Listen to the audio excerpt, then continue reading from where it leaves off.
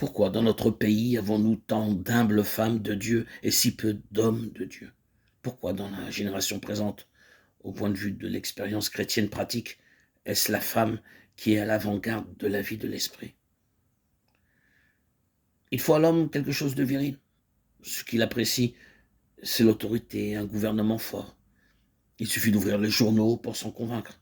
Une volonté personnelle qui sait se faire connaître et peut obtenir ce qu'elle cherche répond aux besoins profonds de l'idéal masculin. Or, le christianisme contemporain est tellement atone, impersonnel, doctrinaire, que l'homme cherche ailleurs. Le plus souvent, hélas, en lui-même, la concrétisation de son idéal.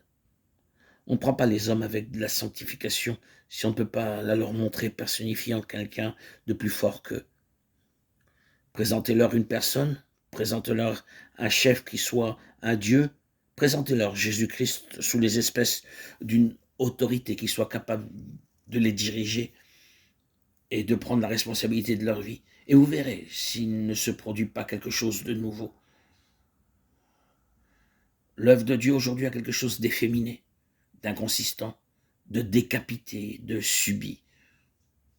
On est dominé par l'œuvre que l'on sert, par le système dont on est membre, ou prisonnier, par les circonstances qui presque partout sont les vraies maîtresses de la situation. Mais on est dominé surtout par cette chose impalpable et terrible qui n'a ni visage ni responsabilité, qu'on ne voit que quand on est sauvé, mais qu'on ne sait pas par où prendre, et qui tient les hommes et les chrétiens plus que tous les autres dans des griffes qui ne sont pas parce qu'elles sont de velours. La tradition qui lentement a refermé son étreinte sur notre génération, c'est elle qui règne.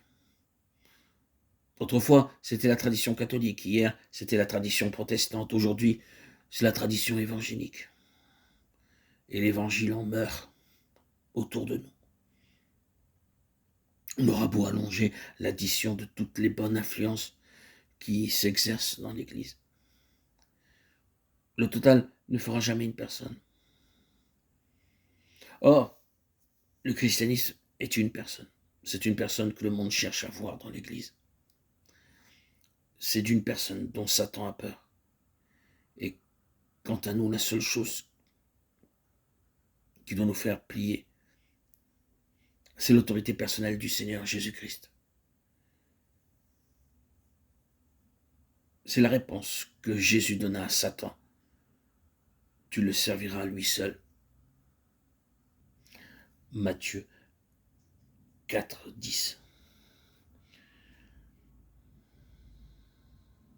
Cette parole décisive